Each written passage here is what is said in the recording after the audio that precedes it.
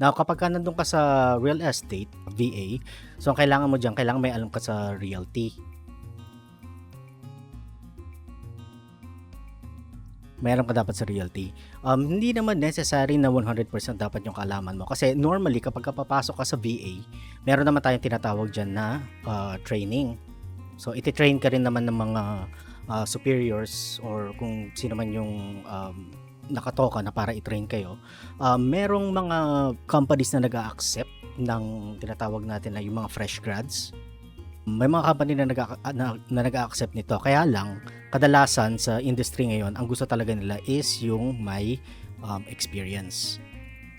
Either nasubukan mo ng mag-VA or at least nasubukan mo maging isang secretary for a company online. So yun ang mga kailangan mong i-expect dyan. Normally meron namang training, so hindi mo kailangan matakot. Yung mag-submit ka lang ng resume mo.